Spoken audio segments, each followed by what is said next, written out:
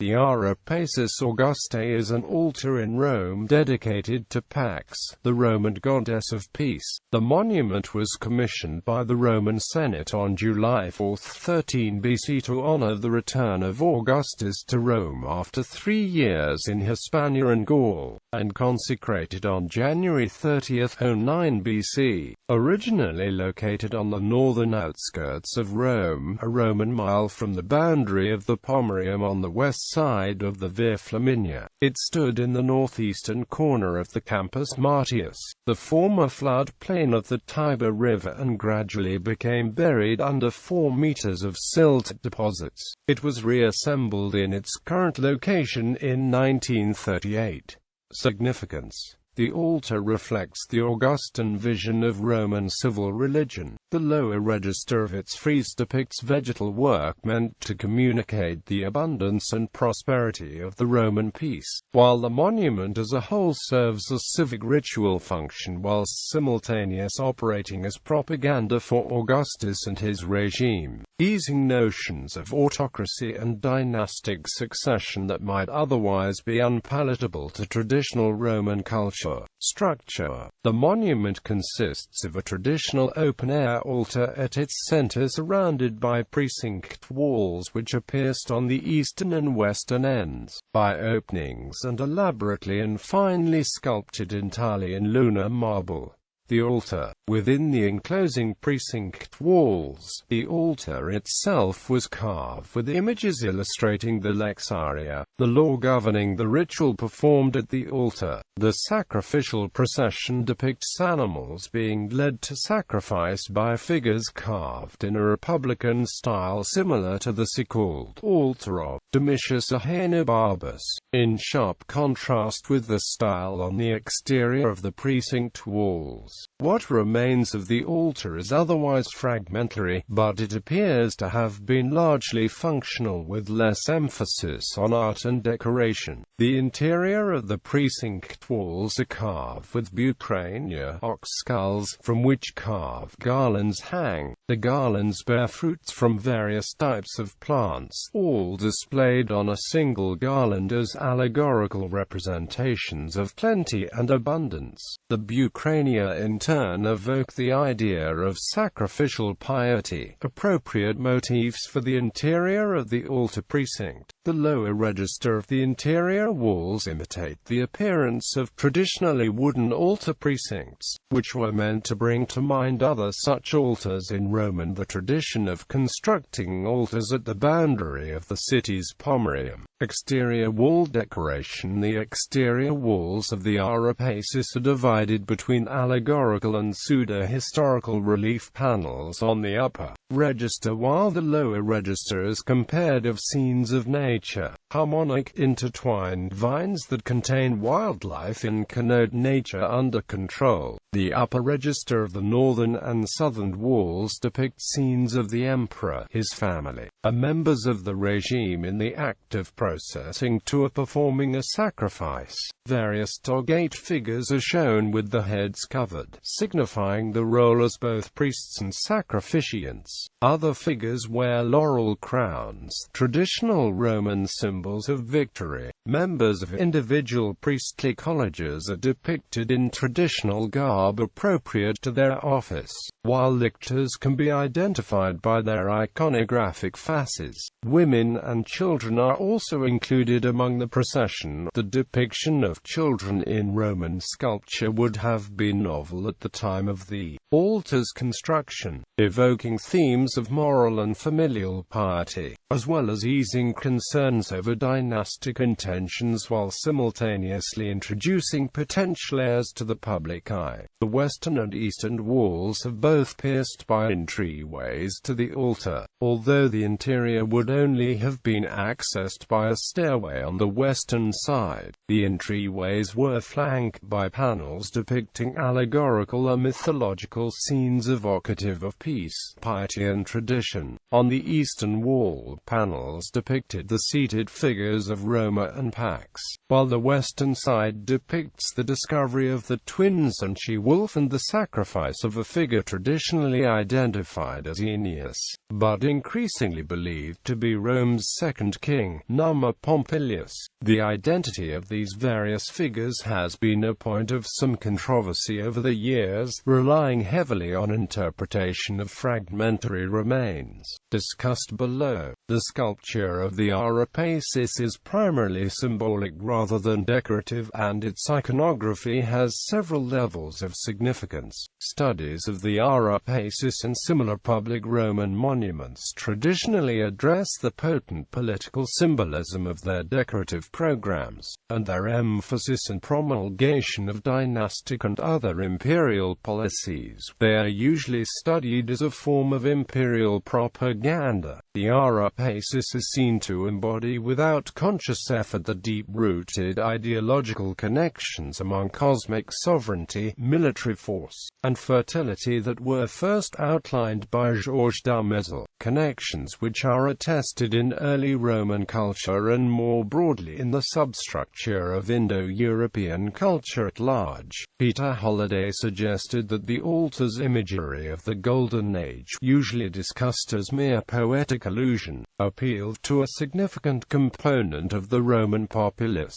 The program of the Ara Pacis addressed this group's very real fears of cyclical history, and promised that the rule of Augustus would avert the cataclysmic destruction of the world predicted by contemporary models of historical thought. The east and west walls each contained two panels, one well preserved and one represented only in fragments. The east wall contains a badly preserved scene of a female warrior, possibly Roma, apparently sitting on a pile of weapons confiscated from the enemy, thus forcing peace upon them by rendering them unable to make war. This scene has been reconstructed, based on coins that depict such a seated Roma. When the monument was being reconstructed at its present site, Edmund Buckner and other scholars sketched what the panel may have looked like. This interpretation, although widely accepted, cannot be proved correct, as so little of the original panel survives. The other panel is more controversial in its subject but far better preserved. A goddess sits amid a scene of fertility and prosperity with twins on her lap.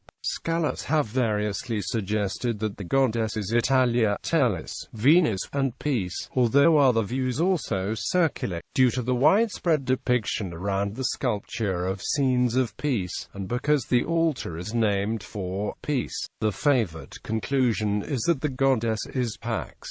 The west wall also contains two panels. The fragmentary Lupercal panel apparently preserves the moment when Romulus and Remus were discovered by Faustulus the shepherd, while Mars looks on. Again, this panel is a modern drawing without much evidence. Marble fragments of the tree and the head and shoulder of Mars and part of a second individual survive, but the addition of the she-wolf Romulus and Remus is entirely speculative. The better preserved scene depicts the sacrifice of a pig by an old priest and two attendants. In 1907, this scene was identified by Johannes Suffking as the moment when Aeneas, newly arrived in Italy, sacrificed Aso and her 30 piglets to Juno, as told by Virgil and others, even though the scene differs greatly from Virgil's description. In the 1960s, Stefan Weinstock challenged this identification, citing numerous discrepancies that Suffking and his followers had failed to notice between Virgil's version and the panel. Subsequently, the suggestion was made that the scene shows Numa Pompilius, the Roman king associated with peace and the gates of Janus. Paul Rehack later published an article with this proposal, confirmed in a chapter of his posthumous book. This theory has won over many scholars, despite considerable initial resistance. The long friezes of the Ara Pacis contain figures advancing towards the west, who participate in a state of thanksgiving to celebrate the peace created by Augustus. These figures fall into 4 categories: lictors, priests, women and children, and attendants.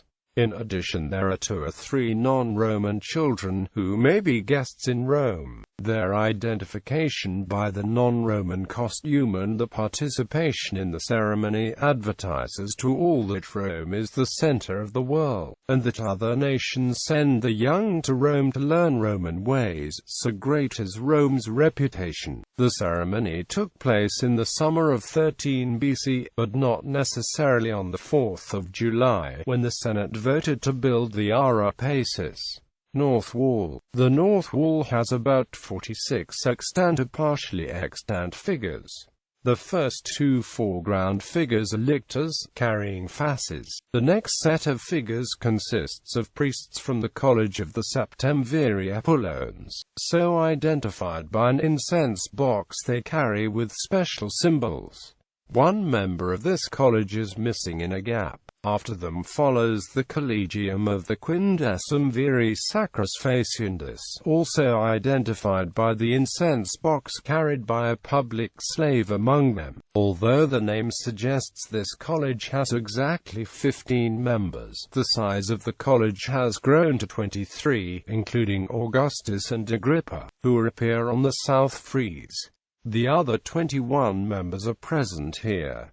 2 very badly damaged figures in the middle are split by a gap. From photos, the gap appears to affect a single figure, but as Coepel, Conlon, and Stern have proven, in-sight examination reveals that one is a foreground and the other a background figure. The last portion of the North Frieze consists of members of the imperial family. Many scholars used to identify the veiled, leading figure as Julia, daughter of Augustus, but since Julia appears on the south frieze, it is more likely that this figure is Octavia Minor. Other figures in the entourage might include Marcella Iulus Antonius, and 2 boys and a girl of the imperial family. In 1894, and again in 1902 and 1903, Eugen Peterson suggested that Lucius Caesar appears with Agrippa, dressed in their Trojan costume for the Troy game held in 13 BC. Many scholars, realizing by 1935 that Lucius was too young to be the boy beside Agrippa, preferred to identify him as Gaius.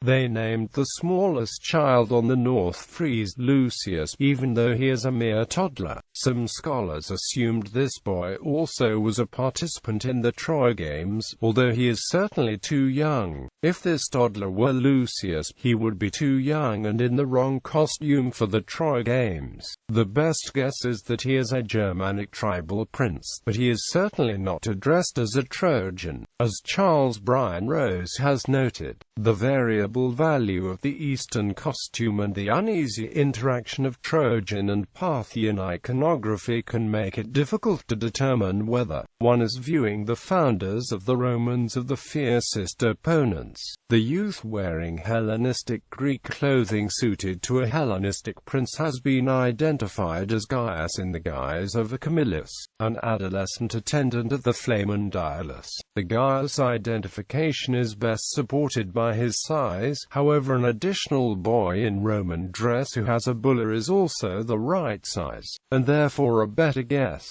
For Gaius to appear in public without his bulla would invite the evil eye. This same figure in Hellenistic dress has also been interpreted as Ptolemy of Mauritania representing Africa, along with the German boy and the Parthian prince. A foreign prince would not wear a bulla. South Wall. The South Wall has seen a great deal of scholarship and the greatest number of academic debates. Unlike the North Wall, where most of the heads are new, the heads of the figures on the South Wall are mostly original. Some half-dozen figures are recognizable from looking at other surviving statues of members of the imperial family. Nevertheless, much debate has taken place over many of these figures, including Augustus, Agrippa, Tiberius, Julia, and Antonia. The figure of Augustus was not discovered until the 1903 excavation, and his head was damaged by the cornerstone of the Renaissance palazzo built on top of the original Ara Pacis site. Although he was identified correctly in 1903, Peterson, Strong, and Stuart Jones initially saw the figure as the Rex Sacrorum. Today Augustus is better recognized by his hairstyle than his face. In the absence of Augustus from the panel, early scholars debated whether this figure was Augustus or Agrippa Lepidus.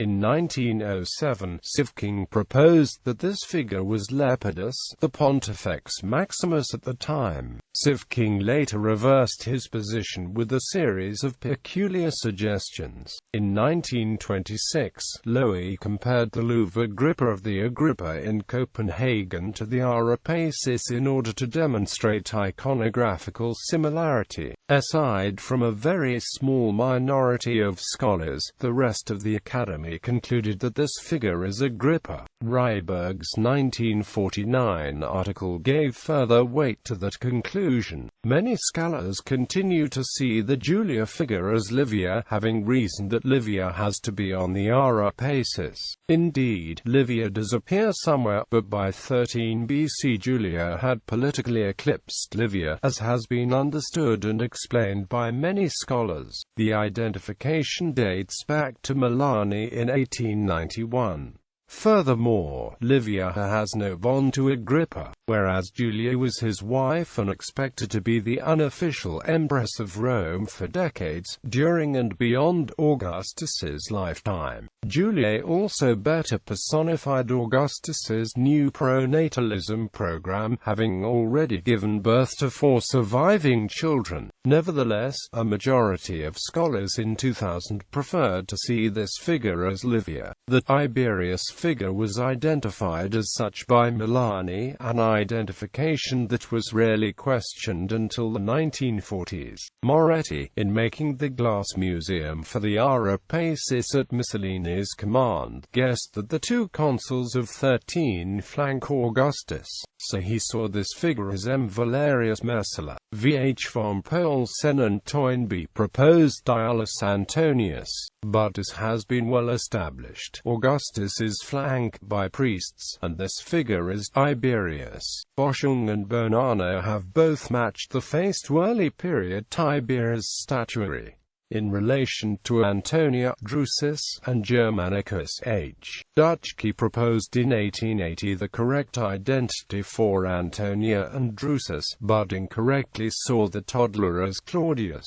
A. von Domaszewski amended this family identification and correctly saw the child as Germanicus. He also suggested that the Ara Pacis is arranged in family groups. He also correctly determined that the 2-year-old child could be only Germancius, whose exact birth on the 24th of May 15 BC is known. This helps prove that the ceremony is an event in 13, although a few scholars continued to argue the ceremony was that of 09 BC. In relation to the Domitia Haenubabi, von Domaszewski also proposed in the same 1903 article that the last family on the south wall is that of the father of the Emperor Nero. This identification remains widespread today. Pollini provides the best summary of this viewpoint in his article, A Haenubabi, a Peeri, and some others on the Ara Pacis, where he points out that the writer Suetonius specifically mentions that Nero's father went to the east on the staff of the young Gaius Caesar. This campaign is known to have begun in 02 BC. It means that Neus must have been of mature age by the time, therefore requiring a birth year of at least 17 BC, which would, in turn, make him sufficiently old to be the boy on the Ara Pacis.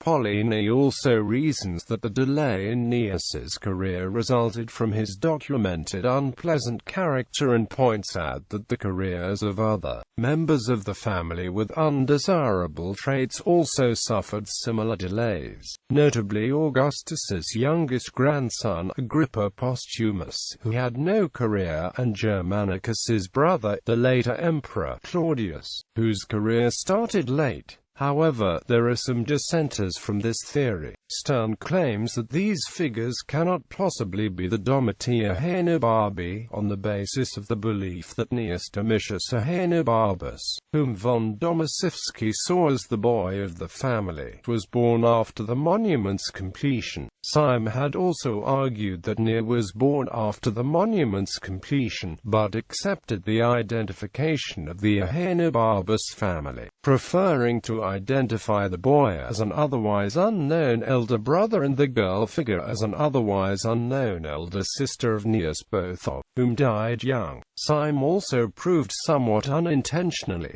based on the inscription 6095 Israeli new shekels, that Lucius Domitius Aenobarba was governor of Africa in 13 BC and could not be in Rome for the Ara Pacis ceremony. Starting in 1894, Eugen Peterson suggested that Lucius Caesar appears with Agrippa, dressed in their Trojan costume for the equestrian event called the Troy Game, which was held in 13 BC for the dedication of the theatre of Marcellus. This theory won universal acceptance for many decades, even though the evidence is overwhelmingly against. The only early challenge was slight. Several scholars, noting the size and age of the boy beside Agrippa, preferred to identify him as Gaius, an opinion that prevailed by 1935. The boy is clearly not a Roman, given his clothing, lack of bulla and hair. So ingrained was Peterson's theory, however, that when the distinguished scholar Erica Simon suggested the boy is a barbarian, she was subjected to intense criticism until she retreated, once called her opinion perfect nonsense. Subsequently, led by Charles Bryan Rose, scholars have realized Peterson was wrong. The boy is a foreign prince. Stern adds the costume is wrong for a Trojan and no bulla worn by all Roman boys as protection from the evil eye. Many others have contributed to disprove Peterson's theory. Excavation and conservation. The first fragmentary sculptures were rediscovered in 1568 beneath Palazzo Chigi, right next to the Basilica San Lorenzo in Lucina, and have found the way to the Villa Medici, the Vatican, the Uffizi and the Louvre. In 1859 further sculptural fragments were found in the same area under Teatro Olympia, part of the Peretti Palace in Via in Lucina, close to the Italian Parliament building, and the sculptures were recognized as having belonged to the same monument. In 1903, well after Friedrich von Doon had recognized that the reliefs belonged to the Ara Pacis, known from Augustus's memoir, a request was sent to the Ministry of Public Education to continue the excavations. The success was made possible by the generosity of Eduardo Almagia, who, as well as giving his permission for the exploration, donated in advance whatever should be discovered underneath the palace and made an ongoing financial contribution to the expenses of the excavation. By July of that year, it became clear that the conditions were extremely difficult and that the stability of Teatro Olympia might well be compromised. When about half the monument had been examined and 53 fragments recovered, the excavation was called to a halt. In February 1937, the Italian cabinet decreed that, for the 2000th anniversary of the birth of Augustus, the excavations should recommence, using the most advanced technology. 70 cubic meters of ground under what was by then the Cinema Nuovo Olympia were frozen, whilst the altar was extracted. In 1938, Benito Mussolini built a protective building for the altar, as it had been reconstructed by Vittorio Balia Morpurgo, near the mausoleum of Augustus as part of his attempt to create an ancient Roman theme park to glorify Fascist Italy. A new cover building, designed by American architect Richard Meyer, now stands on the same site as Mussolini's. The new building opened in 2006 to controversy. Nikolai Urusov of the New York Times described the new building as a flop. The presiding right-wing mayor Gianni Ailmano, backed since July 2008 by Culture Undersecretary Francesco Maria Giro, said he would tear down the new structure. Mayor Ailmano has since changed his stance on the building and has agreed with Mr. Mayor to modifications, including drastically reducing the height of the wall between an open-air space outside the museum and a busy road along the Tiber River. The city plans to build a wide pedestrian area along the river and run the road underneath it. It's an improvement, says Mayor, adding that the reason that wall was there has to do with traffic and noise. Once that is eliminated, the idea of opening the piazza to the river is a good one. The mayor's office said Ailmano hopes to complete the project before the end of his term in 2013. Gallery of Reliefs. Bibliography. Crow, Charlotte. The Ara Pacis. History Today. 56. Augustus. Res Gestae Divi Augusti. Check date values in date equals. Galinsky. Venus in a relief of the Ara Pacis Augustae. American Journal of Archaeology. 70 to 223-243. DO 10.2307, 501,892. Holiday. Time, History, and Ritual on the Ara Pacis Augustae. The Art Bulletin. 72, 542 to 557. DO 10.2307, 3,045,761. Sivking, Zur Ara Pacis, Gesellschaft des Österreichischen Archäologischen Institut. 10. Rehack, Rethinking the Meaning of the Ara Pacis Augustae. The Art Bulletin. 83. Zanker, Paul, The Power of Images in the Age of Augustus. Translated by Alan Shapiro, Ann Arbor, Michigan, University of Michigan Press, ISBN 9780472081240. Roberts, John ed. Ara Pacis, Oxford Dictionary of the Classical World. Oxford University Press, ISBN 9780191,727,061. Archived from the original on 2 February 2013. Retrieved 2 February 2013. Subscription required. Torelli, Mario. Typology and Structure of Roman Historical Reliefs. Ann Arbor, University of Michigan Press. ISBN 0472081713. Dumézil, Georges, L'idéologie tripartite des Indo-Européens, Réponse MM. Walter Potcher A. Martin van den Brouwer, Brussels. Latmus. Dumézil, Georges, Jupiter Mars Quirinus, Gallimard, ISBN 2700220,680.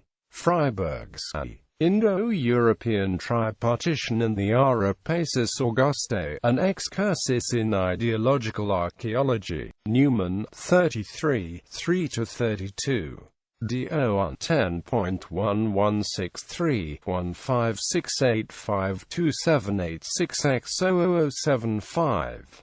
De Grummond, Nancy. Pax Augusta and the Hooray on the Ara Pacis Augustae. American Journal of Archaeology. 94 to 663-677. DO 10.2307, 505,125. Weinstock, Stefan. Pax and the Ara Pacis. The Journal of Roman Studies. 50, 44-58. JSDOR 298286.